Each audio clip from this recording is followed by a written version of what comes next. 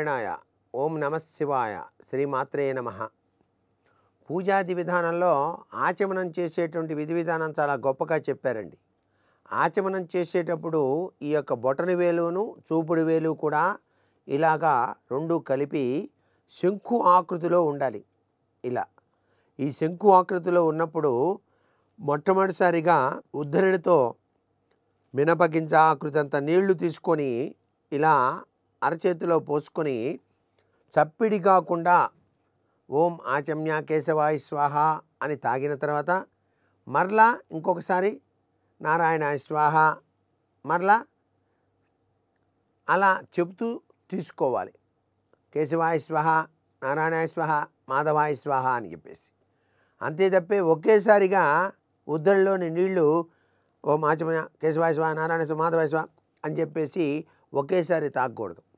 ఇలా ఎందుకు చెప్పారు అంటే దీని వెనకాల చాలా గొప్ప అంతర్లీనమైన సూత్ర ప్రాతిపదిక ఉంది. ఆ సూత్ర ప్రాతిపదిక ఏమిటో అర్థం చేసుకుంటే ప్రతి ఒక్కరూ కూడా చక్కటి యోగవంతమైన ప్రభావాన్ని సాధించడానికి ఆస్కారం ఉంటుంది. ఆ నామాల యొక్క విశిష్టతలో దాగినటువంటి ప్రభావాన్ని అర్థం చేసుకుంటూ 3 సార్లు ఆచమనం చేయాలి విడివిడిగా అని చెప్పేసి.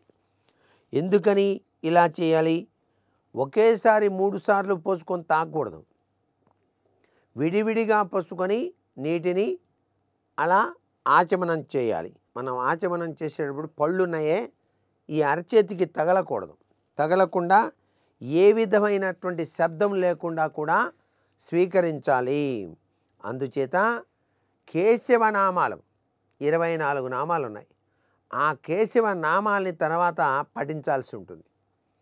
ఆ కేశవ నామాల్ని ఎవరైతే పఠిస్తారో వారికి విశిష్టవంతమైనటువంటి వాగ్దేవీకరణ వస్తుంది.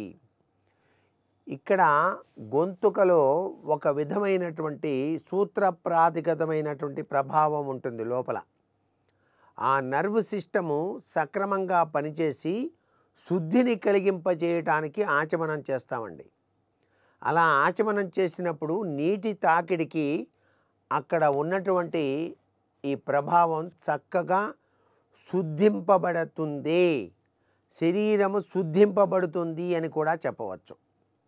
ఈ శరీరం అంతా కూడాను రక్త మాంస చీము నెత్తులతో కూడింది కదా. అందుచేత పరిశుద్ధతత్వాన్ని ప్రసాదించేది ఆ నామాలలో దాగిన పరమాత్మ లక్షణం. ఆయన సృష్టించిన శరీరం ఆయనకి అంకితం చేయాలి కాబట్టి, అందుచేత ఈ మనసు పరిశుద్ధమైనది కాబట్టి ఆ మనసులో ఆ భావనా బలాన్ని తెచ్చుకుంటూ మనం ఆచమనం చేయటమే దీనిలో దాగిన పరమార్థ లక్షణం. ఇది భారతీయ సనాతన సంప్రదాయ లక్షణం కూడా. మరికొన్ని ముఖ్య విషయాలు మర్నాడు చెప్పుకుందామా మరి. సర్వే జనా సుఖినో భవంతు.